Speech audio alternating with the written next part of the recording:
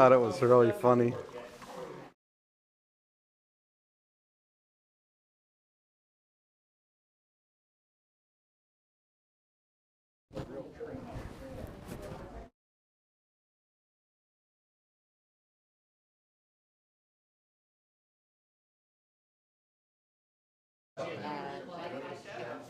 There's one Jekyll.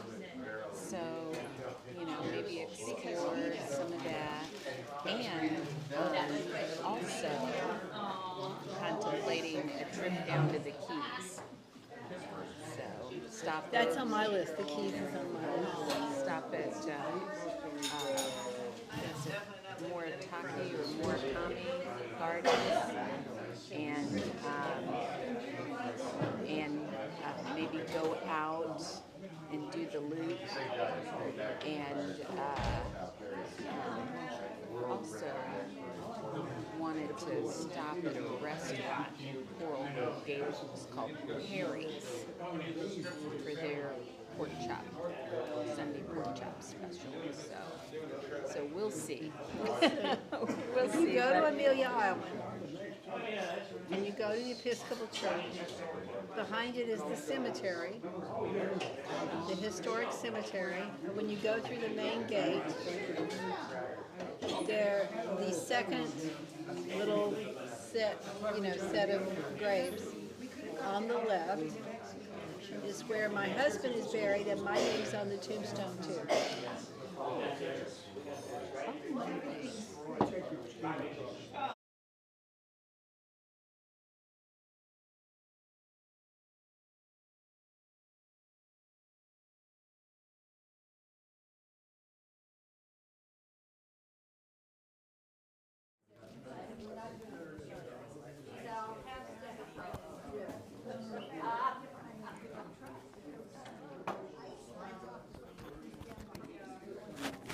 All right, y'all ready to start?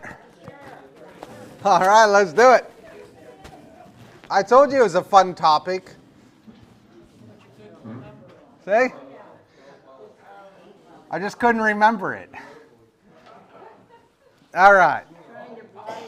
So we're going to talk about politics, and we're actually going to look at a couple issues, but we're not going to look at them in depth from a political standpoint that you're used to looking at them. We're going to look at them from a very different angle. So although we will be talking about politics, we will not be delving into politics in that regard. But we will be talking about politics and how it functions, and looking at some interesting aspects to it. But it'll be very, very different from normal political conversation. All right, so I am going to recap the first two slides for you, because we're going to do that every week, because I hear that people need to hear things 7 times for it to sink in. What's that? I thought it was 3. 3. Yeah. I guess it's 7 for millennials and Gen X, and maybe the baby boomers got it in 3. But so essentially, the whole premise of this is that when you remove religion from a culture, it creates a cultural crisis. And the cultural crisis that it creates is that they no longer have intrinsic meaning, value, and purpose. And as a result, that has to be created or found in other areas. Where can I find meaning, value, and purpose? And so what we're walking through are really 7 different areas or categories where people are finding meaning, value, and purpose. And, I probably don't need to tell you that politics is clearly one of them. But we looked at leisure, we looked at the tech world, we looked at your romantic relationships, we looked at being busy, we looked at kids. Am I missing any? We looked at all these things, and these are all areas where people find meaning, value, and purpose, but one of, if not the way that you find meaning, value, and purpose today, the easiest entry point in doing that is politics, because it correlates, it lines up so perfectly with religion. And I'll walk you through how it does that and the different ways that that happens. But that's ultimately what we're going to be looking at today. I expect that we may not make it through what I planned.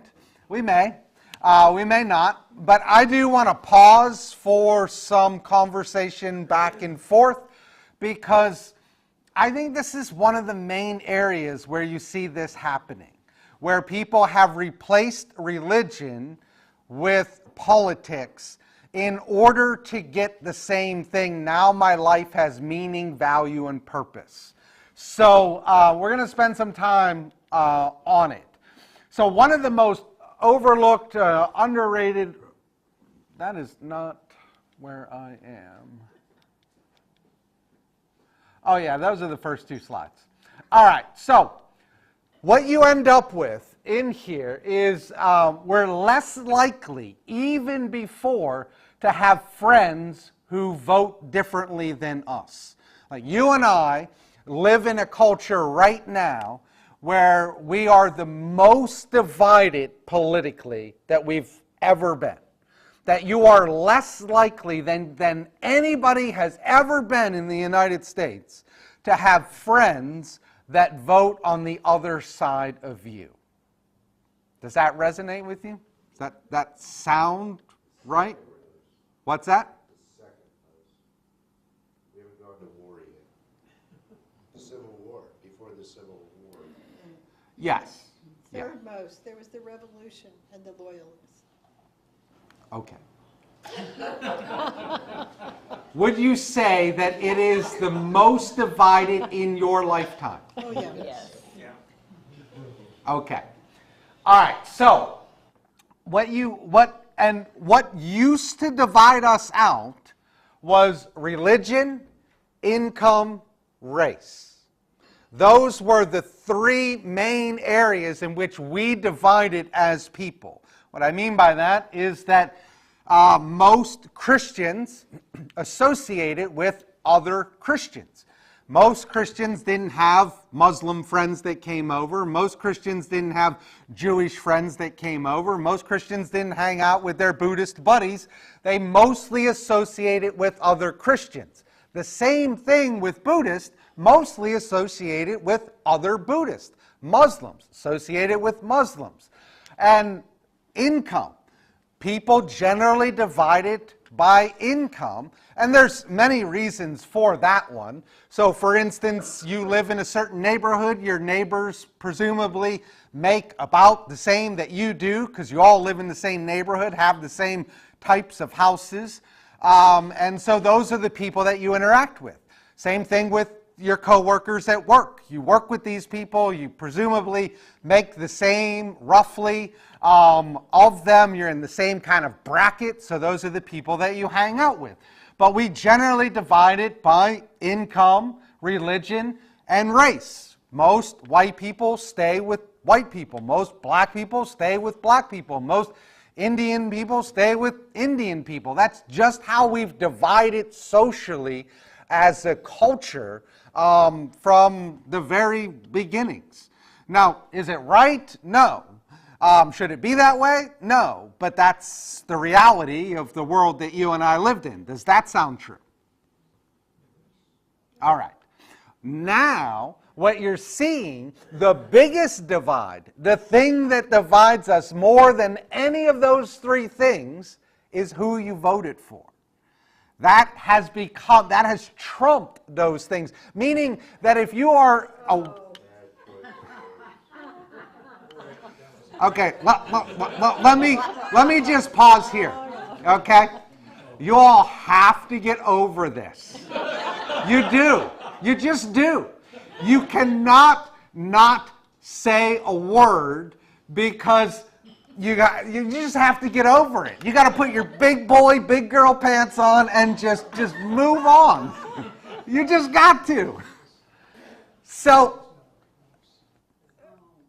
religion, income, and race are just dwarfed compared to who you voted for. So, if you are white, wealthy, and Christian, then you are more likely to hang out with a Muslim than you are a Democrat if you're a Republican. Which is kind of wild. I mean, think about that. You're more likely to have a black or an Indian or a Chinese friend than you are a Republican friend.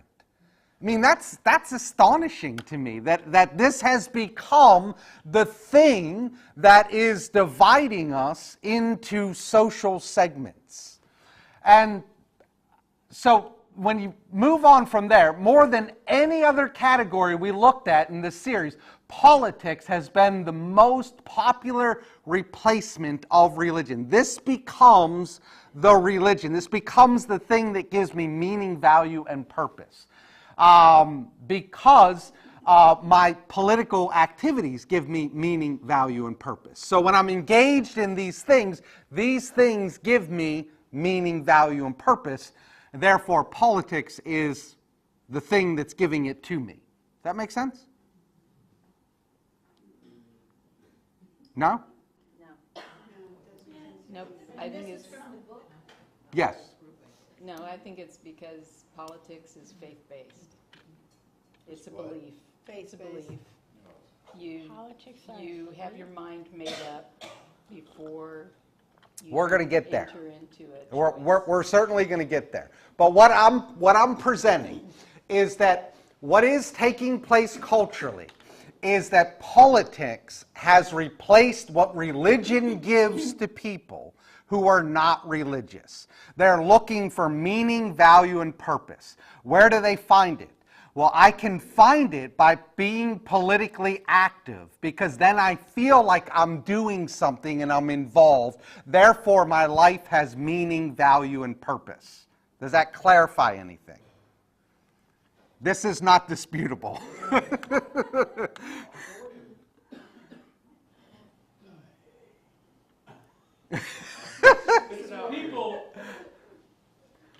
People can have political views and are not necessarily politically active. So, is that a really big category? Well, Replace religion. it depends on what you define as politically active. So let me present this to you. I get on Facebook, and I am going to post about my favorite political topic. And I do. And I do this long rant on it. Am I politically active? You think you are, yeah. Yeah, you know what it's called? It's called slacktivism. Slacktivism. It's lazy activism. And that's an actual term for it, because what people do is they go on social media, they post all these things, and then they feel like they're really affecting change. Like, I really did something today. I really stood up for whoever was being marginalized over here. I really did something. Well, that's just lazy activism. So, yeah, they call it slacktivism. But does it give you that feeling that you've done something? Yeah, it does.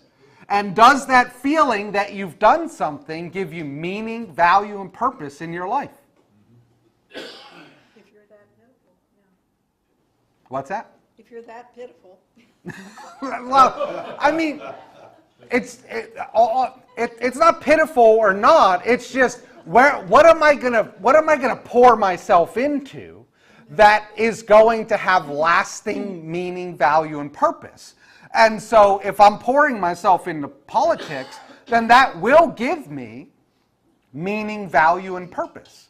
And so, but it's probably the main one. It's the main route. It's the easiest route to go to get this. Is to go into politics because it's a natural, transition. You're looking for meaning, value, and purpose. You just have to fight for a cause.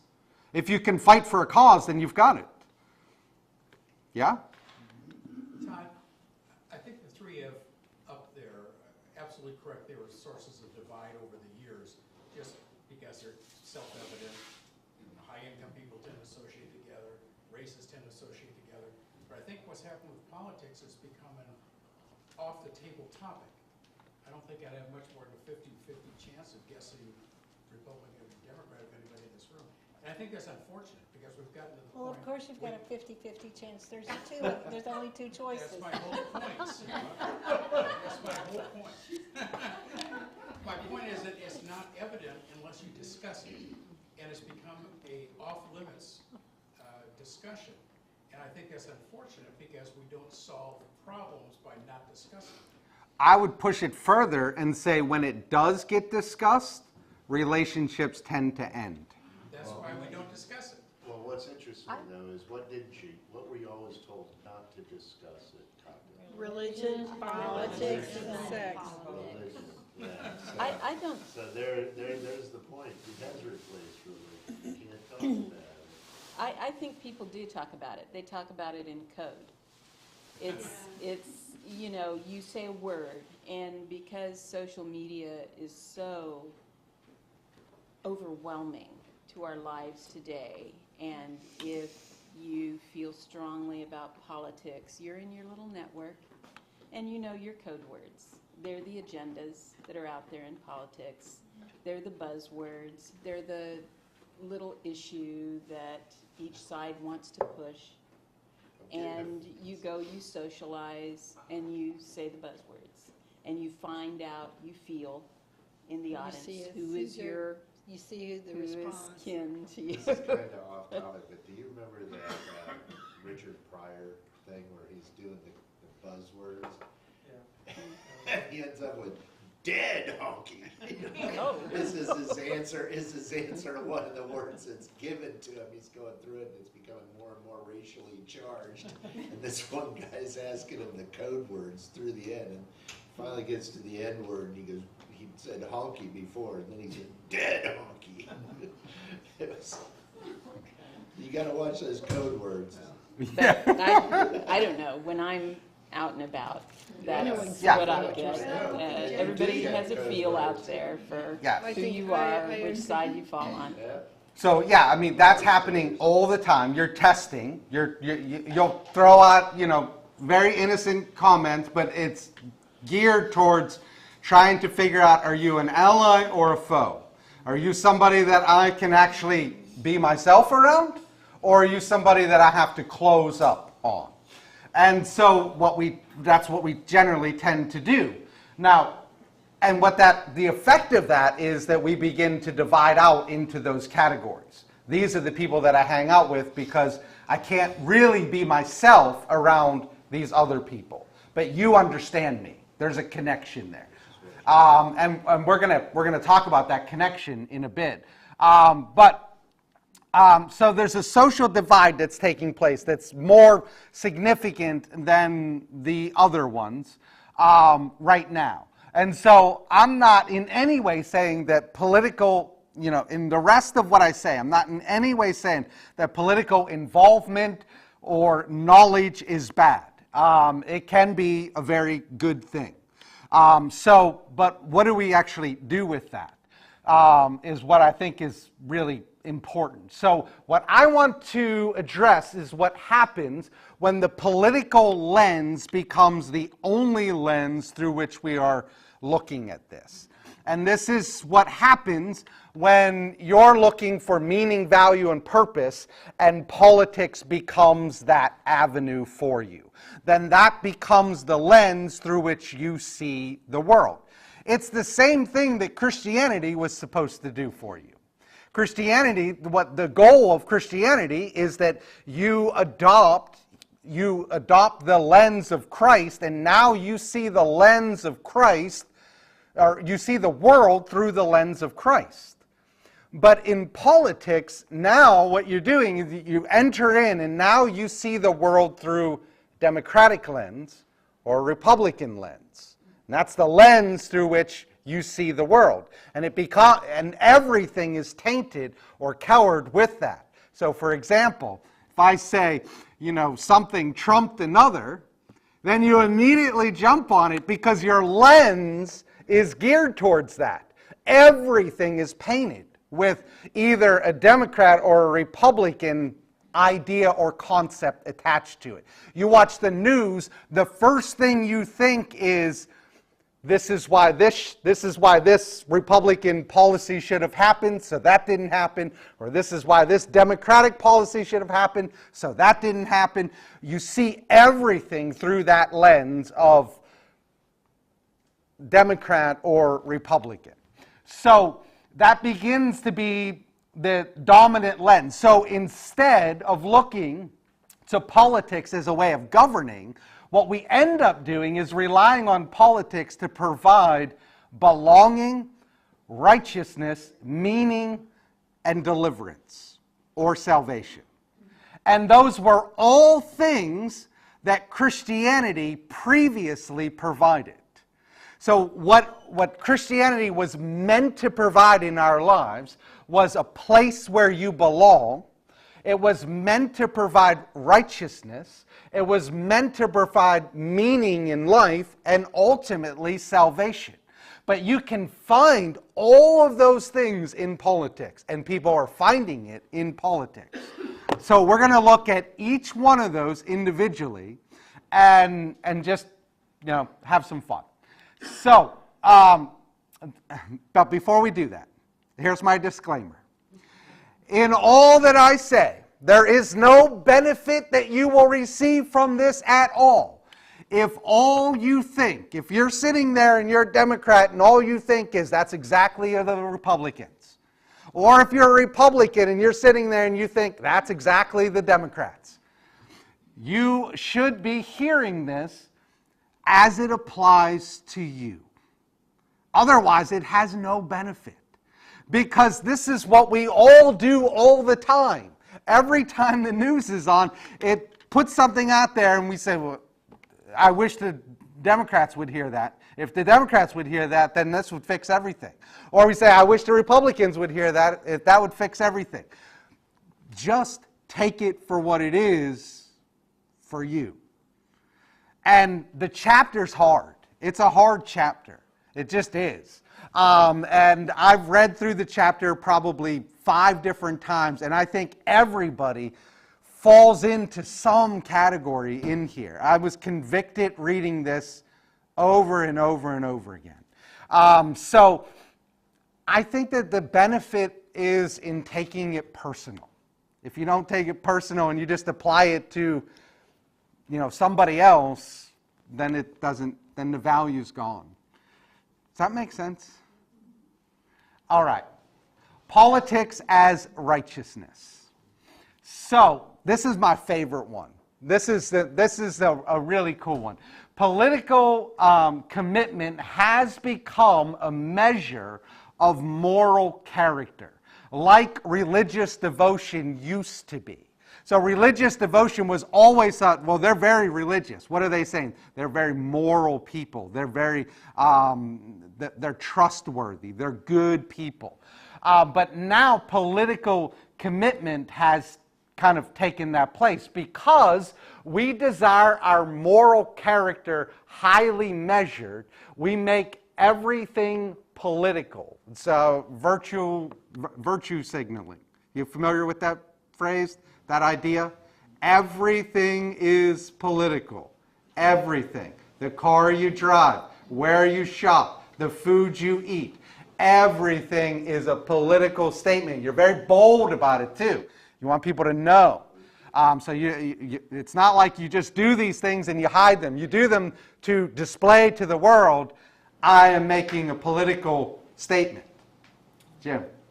But the political debates have become religious. They're no longer about supply-side economics versus Keynesian economics versus, it's no longer a political discussion. It's a religious discussion. To some regard. mean, the issues are religious issues. The issues I've said many times, you can't divorce politics from religion. As much as we may want to, you just can't. I think religion has usurped politics. Politics doesn't exist anymore. It's a religious argument. All of the arguments, are we arguing really about fiscal policy? Are we arguing about federalism? What's a state's responsibility versus? Yeah. Not really. We're arguing that on religious issues. Student loans.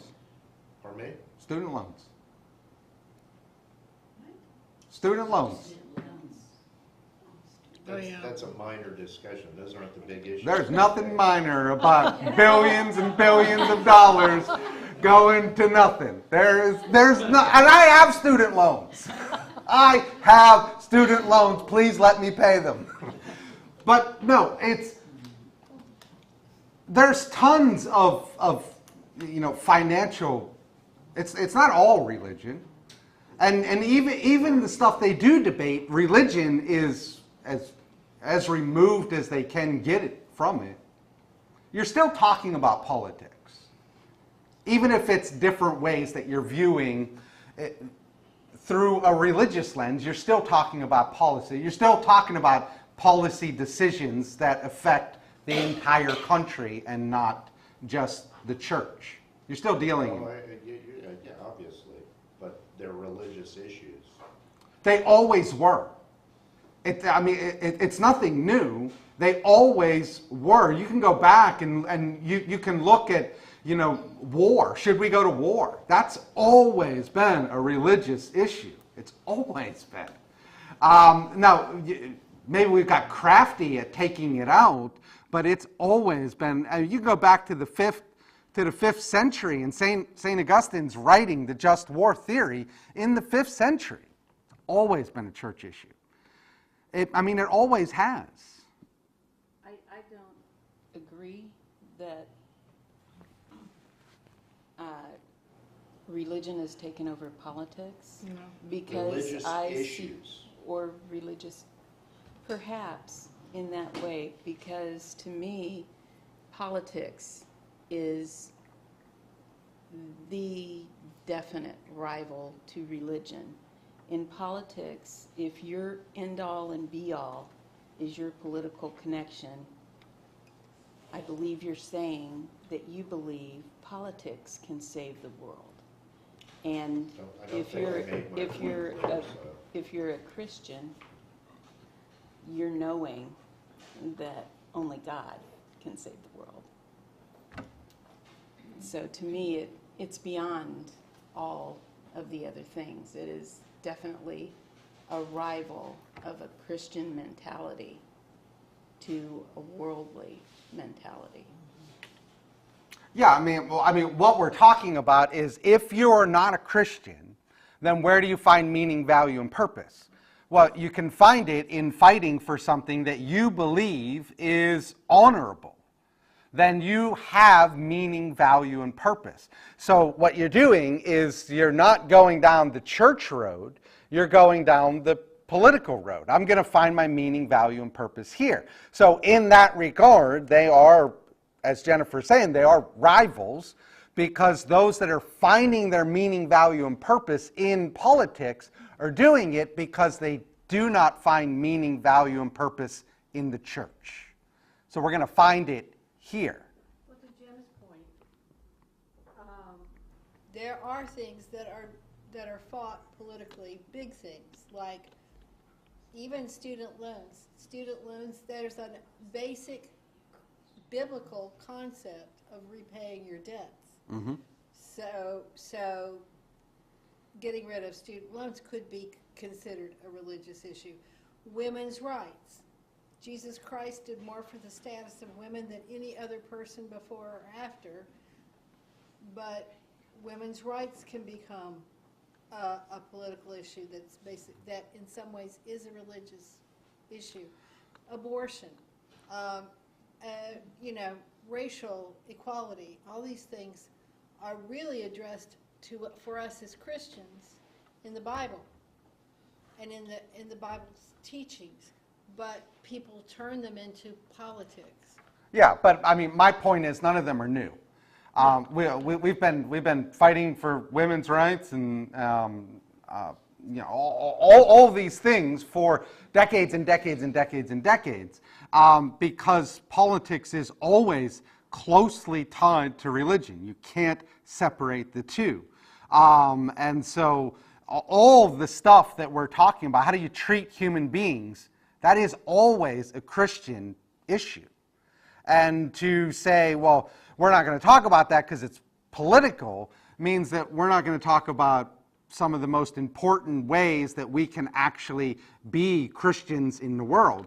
That's problematic, because you're taking things off of the table. So I see your point, Jim, but I don't think that it's new. I mean, I think it's always been that way. I think the closest you could get to it would be something like student loans, though. Explain then the evangelical movement that got Trump elected on the abortion issue by promising to appoint, singularly promising to appoint justices who would overturn Roe v. Wade. Explain what? Explain that abortion is the single biggest issue in politics. We're actually, that's on a slide coming up. Okay, So but let me shoot through here. What got Trump elected. Now, Because we're not going to talk about. But I'm saying that's how big it is. That is a religious argument. It has subsumed all political arguments. And that's why it's so divisive. It always did. That's why it's so, no, it didn't. It did not start with Donald Trump. It always did. Okay, I'm done. It always did, Jim. No, it always didn't. It was settled law. It was settled 50 years ago. Yeah, But it was it doesn't, settled no. law. Settled, no. It was law, but not settled law. So, You'll agree to disagree. all right. The point is, you can force people to go along with something, but that doesn't mean that you can change their mind. That doesn't mean that they change their mind on it. They just go along with it because you push it through politically, and we do it on both sides. So settled means we all agree, right? No, then nothing is settled ever. Nothing is ever settled. There is no settled law, because law is always moving, always changing, always morphing. What law do you know that's settled? What law could possibly be settled? Pay taxes. That's settled. I'm not even sure that that's settled. Pay taxes. I'm not even sure that that's settled. All right, look. Where you shop, I only shop in Made in America stores. Is that a political statement? Do people make that statement a lot? Yeah? I only buy stuff that's made in America. What's being communicated? Nationalism. I'm not supporting China. I'm not supporting, Indonesia. I'm not supporting Japan. I'm not supporting all these. I only shop in the United States. It's a political statement that people make all the time. People they go see Brokeback Mountain, they go see Black Panther. What are they communicating? Well, for me, Black Panther was accompanying my grandkid that wanted to see it. Yeah, well, yeah.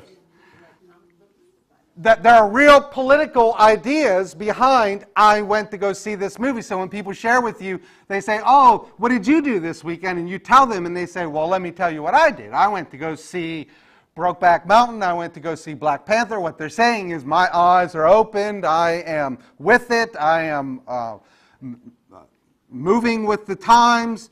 Whatever it is, it's a political statement. It always is. You go down here, what did you eat? I only eat eggs from cage-free chickens. The ridiculous statements, but they're political statements. They're political statements that people are making. I worship at such and such church because they support this, because they back this, or they're against this. It's all political statements that people are intentionally telling you because what they want to do is they want to communicate where their stance is. This is my stance. This is my political statement. What kind of car do you drive? I drive a Prius. I drive a Tesla. And you can divide them out into the categories. The Subaru, the state car of Colorado. Or Subaru, yeah.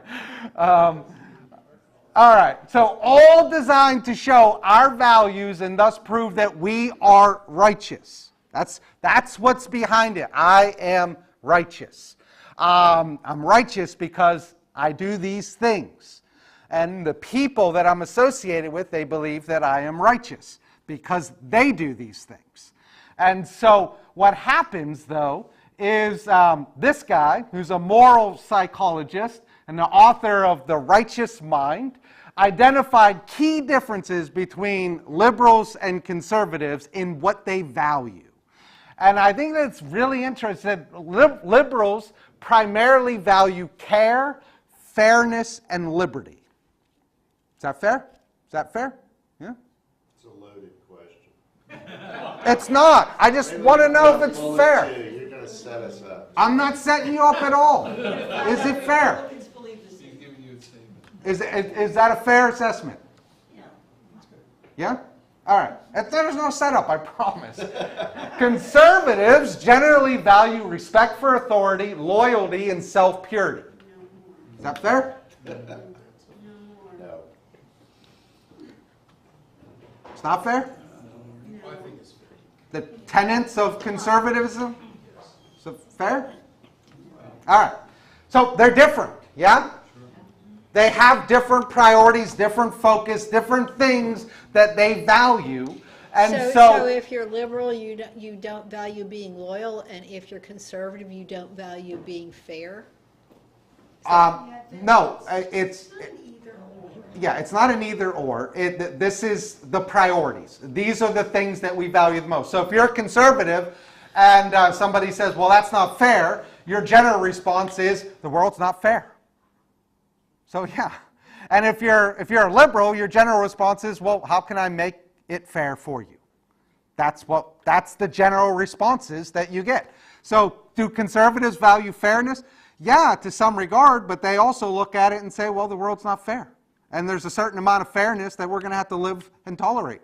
And that's just the way that it is. Where liberals are more inclined to say, there is, a world that's not fair, and how can we make it more fair? Now, is that fair? Is that a fair reading? Okay, that's all that we're working with. I can't pinpoint, each individual, but what we're working with is generalities. So that's what he came up with, and then his working premise, or where he's going to end, is conflict between them is not conflict between right and wrong. It's between competing visions of right. That the difference between conservatives and liberals, Democrats and Republicans, is that they have competing visions of what is right. And not necessarily this is right and this is wrong. Is that fair? Now, I'm asking you to give some grace to the other side. And you may not be inclined to do that. But I think that this is a fair understanding of what takes place in our culture and not the way that we generally see it. Where we generally see it is more attacking, and this is more, can we understand the other side? Can we understand the other people? And can we understand how they view it? And that's a different approach.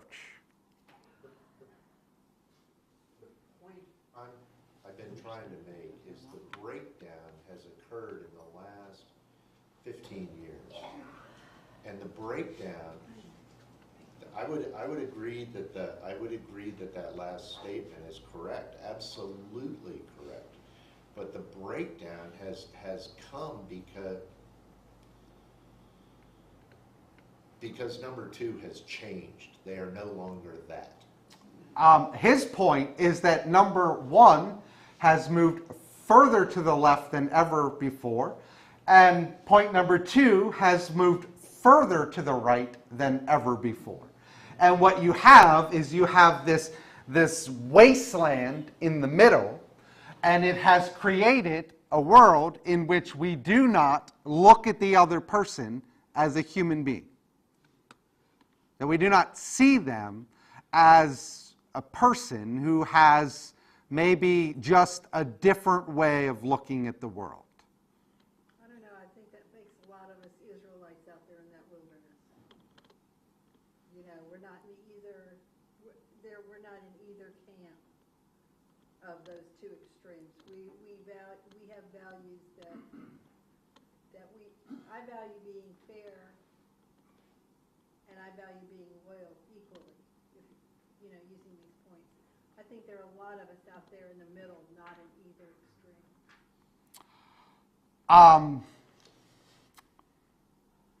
Maybe that's just me. It depends on how you understand fair. And I'm going to believe, I believe fair that is an you artificial understand. concept that does not occur in nature. Well, that would be a conservative understanding of fair. God never promised to be fair, he promised to be just. That would definitely be a conservative understanding of fair, which is why I would put you more on the right side than the middle. But it doesn't matter. What matters is that can we look at the other side as maybe having something of value, something to contribute, something that we don't necessarily see. So that's his ideas. Jack. I think Jim's on the right track. Most of us in here are old enough to remember voting split tickets. This Republican is a better candidate, that Democrat's a better, and going down. And it used to be, I'm right, and now it's my job to convince you why I am. What points are you missing, what points? Now you can watch any of the leading politicians. I'm right and you're evil. It's not I'm right and you disagree. I'm right and you are bad. And that's where the discussion is going, and that's kind of what Jim was getting to. The polarization has gotten so bad that, again, I said I can't guess who are the Democrats and the Republicans because we can't talk about that the way we used to. I'll even, I'm sure you're going to be shocked because other people have been shocked. I voted number 2 far more than I ever voted number 1. But number 2 is no longer the conservative position. That's Mitt Romney, that's George H.W. Bush, that's Jeb Bush, George H.W. Bush. Come on, put some W in there. My Those boy. people, and those people don't exist in the conservative movement anymore. Yeah, I mean, that's why. That's why we have such a difference. No, that's half of why. The other half is the half that you don't want to look at. They haven't moved that far, and I say that as a person who voted Republican way more than I ever voted Democrat. They've moved, but they've marginalized the AOCs and all that. They are not the drivers of the Democratic Party anymore. But the people who don't have respect for authority, who only value loyalty to their cause, are now the conservative movement. I think it's on both sides, Jim. It's both sides. It's both sides. All right, so, but neither group sees the other as such, is the issue, okay? So, when you move through here, we all actively identify with moral narratives that we have a large stake in being true. And this is where this is where I thought we were going to get into controversial matters. So who knows where we're going to go.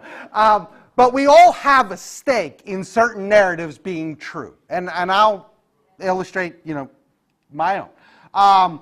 And so they are never just stories. There are justifying stories. Otherwise, we wouldn't get so upset when the stories are threatened, is the position of the author of this book, meaning that when the narrative we have bought into is challenged, it's not merely the challenge of that idea, it's the challenge of our righteous position and ultimately our righteousness that is being challenged. So, if you take this issue and you say, well, as liberals, what we want to do is protect the woman. We're going to fight for the woman. And as conservatives, what we say is we're going to fight for the baby. And so each has their own position, and each has their own position of what they're going to fight for. When each is challenged, what is actually being challenged is, I want to get the right word,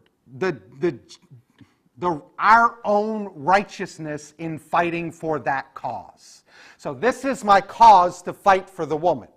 And we have a certain righteousness that's attached to that we carry with us. I am righteous because I fight on behalf of women. When that's challenged, it's not just the position of abortion that's being challenged, it's our own righteousness that is tied to the fact that we have bought into that narrative. And the same thing on the other side for the conservatives when they're fighting for the baby. When that is being challenged, then it's their righteousness that's also being challenged as they're in the wrong spot. They have not taken the righteous position. The righteous position would have been fighting for the woman. But they chose the wrong one, which means that they're not righteous. Does this make sense? I'm right, you're evil. I'm right, you're evil. I'm fighting the right cause. The right cause is for the woman, or the right cause is for the baby. And it's bigger, it's more personal than just the issue of abortion, because now your righteousness is tied to that position. I have been fighting this for so long, and because of that, I am righteous, because I fight this good fight. And if I lose this fight, then I lose my righteousness. It's not just abortion on the line, it's my righteousness as well. Define righteousness, please. Holy. Serving the right cause. Fighting the right battle. Being willing to put yourself out there for the sake of those who cannot fight for themselves. I am righteous because I do this. Does that ring true? Justified. I'm justified. So it's personal.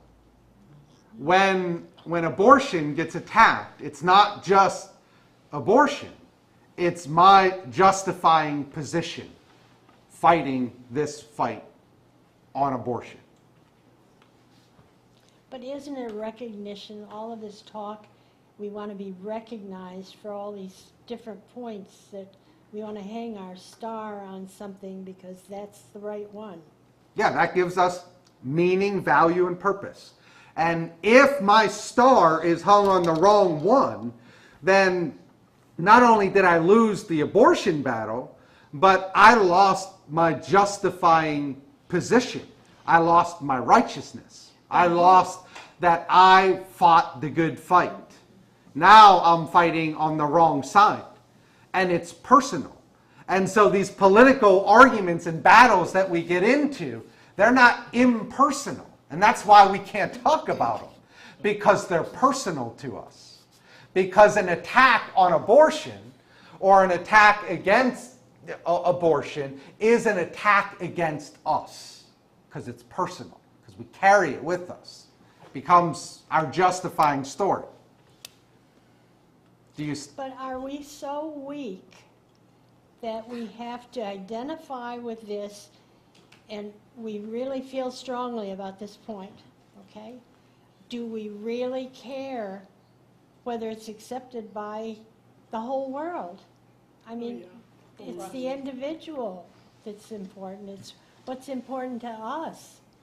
Are we trying to prove something to somebody else? I think people I are don't always think trying to prove stuff. I We're think trying that to we're show our personally- value, our meaning, and worth in the world around us. I am valuable, I have meaning, I have purpose, and this is one of my ways that I do it. I fight for the baby. I fight for the woman. And if you tear that down, then you're tearing down my value, meaning, and purpose. Then it's personal. You're tearing down parts of me. And it's not just a position I hold. I've tied my justifying story is tied to this position that I hold. So I can't lose it, because losing it is more than just, it's more than just, it sounds weird to say, so don't throw stones at me, but it's more than just abortion on the line. It's personal. It's us. Yes, and I personally know women whose lives were either actually physically saved or their personal lives were saved because they were able to have an abortion. And I also know children whose mothers were ready to abort them, and a woman came alongside them and said, if you will have this baby, I will take it and raise it.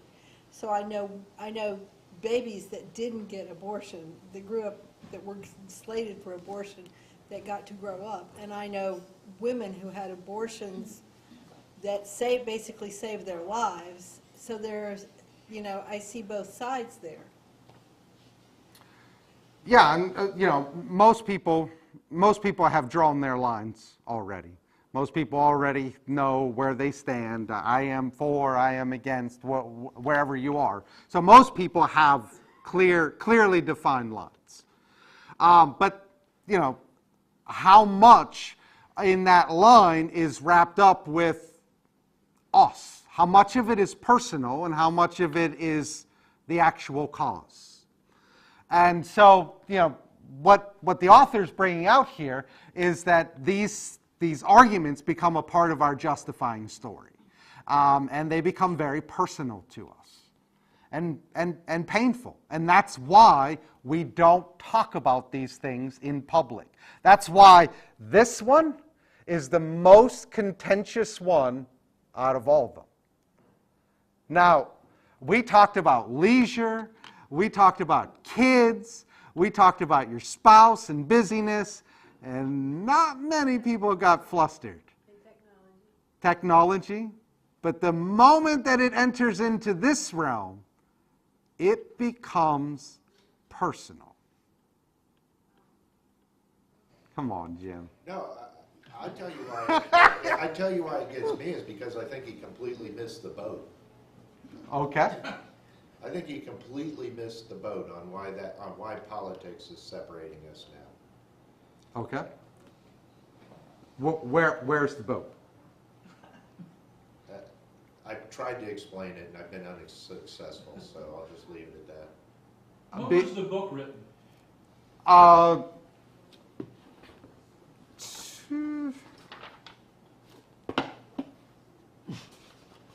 Sorry. 2019.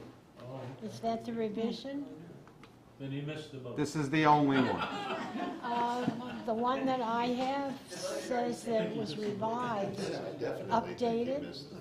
I think you guys are looking at it from a very different lens, from a traditional political lens, and what he wants you to do is look at it from a very different perspective. What, And there may be a little uneasiness in doing that. How do you think this will shift as fewer people join churches? Will that ease some of the religious issues in politics? No, Or will it you've exist- or will always- they place them more there? You've always had religion in politics. It always has. There's no meaningful decisions that we are making policy-wise that is not a meaningful decision Christianity-wise. It's just, how do you deal with people is Christianity. How do you deal with humanity? And this is what we do in politics, is we're making policy decisions on how do we deal with people. That is always a Christian manner. Well, but what I'm wondering is, as church memberships go down and trend downward, what are we going to see in the realm of politics? It's going to get Or uglier. some of, you think uglier? Yeah, it's going to do what Jim's saying even more. There will be more and more separation and less looking at each other, because now you don't have a lens to love each other. It's all, you're looking at religious topics without any concept of God, but through a lens simply of politics. How do I push this through? And how do I push it through with, and I don't care about what it does to the other camp, because what we've done is we've made it so those people are evil and we're the righteous crusaders. So how do the righteous crusaders push this through these evil people and just get our stuff approved? And so you will have less looking at people as human beings and more looking at them as just obstacles. How do I get around this person? So let me go a bit further. So the first part of this is righteousness.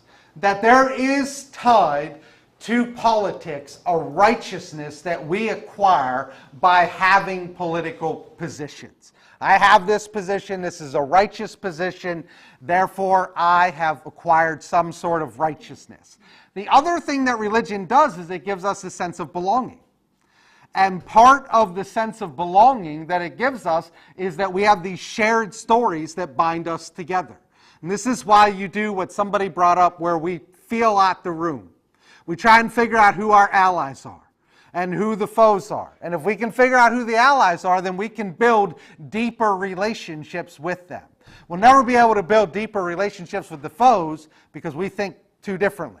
So we've got to feel out the room, find who our allies are, so that we can build this shared story so that we have a sense of belonging. And this is why if you have an all-conservative church and you have a liberal family join, they're not staying. Why are they not staying? Because there's no shared story that they can enter into. There's no group where they can build deep, lasting relationships with, because they won't have that sense of belonging. Same thing on the other side. Conservative goes into a liberal church, they're not staying because those shared stories bind us together. And politics does that. And part of what makes politics such an attractive replacement religion is that it creates community. It builds this community because you're all fighting for the same cause. In much the same way the church was meant to be. We were all meant to gather here for the same purpose, same cause, same goal, same vision, and then set to do it. Politics does the same thing. It grabs people, binds them together, and says, this is our purpose. It doesn't matter if you're Democrat or Republican, it does the same thing on both sides. Gathers you together and says, this is our purpose. And then you go out and you do it. And so it's not merely about one candidate or one purpose, though. It really is about creating belonging. These are my people. You found your people. These are the people that I identify with. Therefore, in identifying with them, I have this community that I belong to because they're my people. And you can see this in in strange groups. So you see it in the church certainly. How about like Star Trek convention? These are my people. Because they're out there in the world and they don't know where their people are, but when they all gather here, these are my people. Being from Pittsburgh, every year they have the furry convention there. And it's the same thing. These people have found their people. These are my people. You can look it up. It's people who dress up in animal costumes and it's like cosplay. It's very weird. I thought maybe y'all are familiar with this, but every year I go downtown Pittsburgh just to see it. Because it's a sight. You'll see these adult men and women walking around in raccoon costumes, and there's a shady part of it and an innocent part of it. And I'm just going to share the innocent part with you. I'm more interested in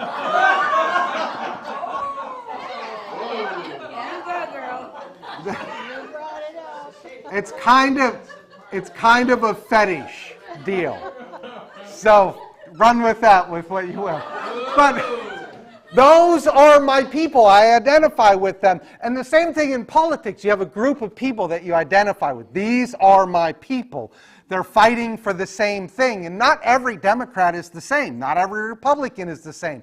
We care about different issues. And so when you find your particular people, these are my, it builds that community thing, something that church was meant to do but doesn't do, which I just stated. The next thing is, but nothing will bind us together like a common enemy, right? Like we love being bound together to fight against this cause. Politics has that effect. I'm not going to finish, so I'm going to finish on this slide. And I didn't imagine that I was going to finish through this. But all those who belong, the most will be the ones who, so out of everybody that belongs, the ones who belong the most are the ones who are, communicating their cause most aggressively, loudest, and most often. And this is, and you see this online, this is why outrage sells online. Outrage sells on TV. When somebody is outraged, you tune in. Outrage sells. It always does. It sells online and on TV when somebody's outraged. And what that does is it communicates to the rest of us that they are really into this. Meaning they're really a part of this community. It matters to them. It's important to them. And the outrage shows that it matters to them. So if you can have outrage, then you can show more and more that this matters to you. And this is why people on Twitter and Facebook and Instagram never stop yelling.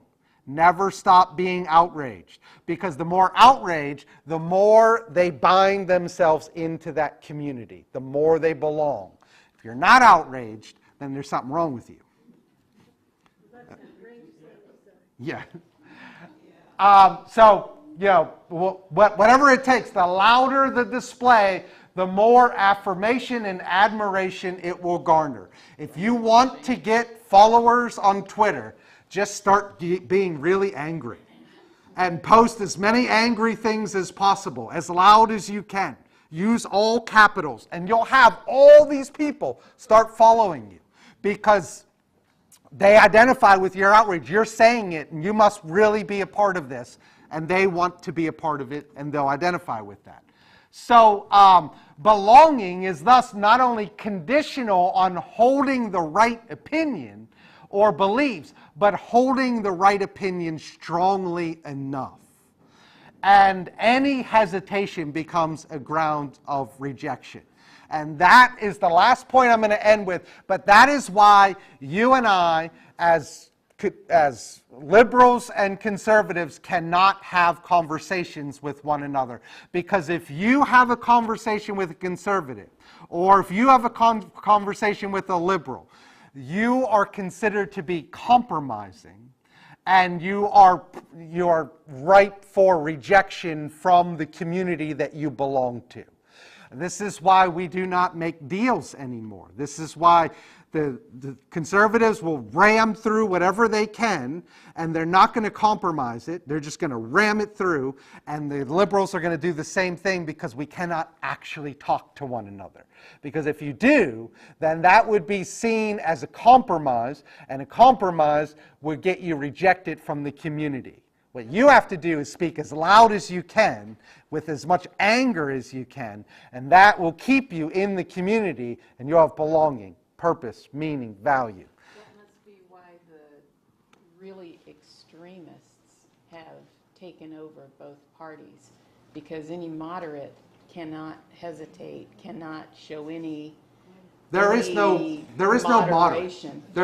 Because they'd be a traitor. Yeah. So, a really good example of this would, any time politicians try to compromise and meet in the middle, what ends up happening is the ones on the ends start to attack them. And it never should be that way. We should be able to talk to one another.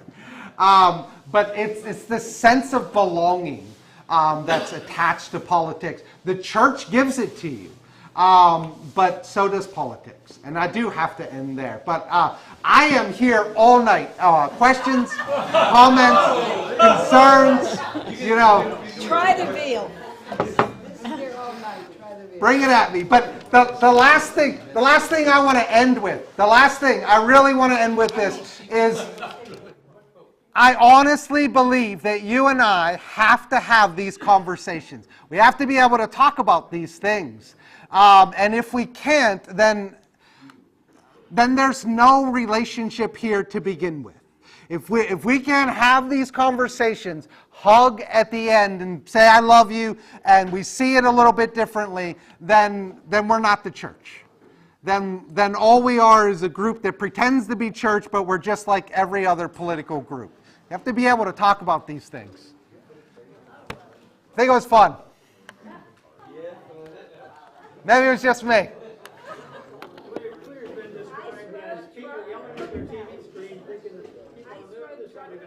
Yeah.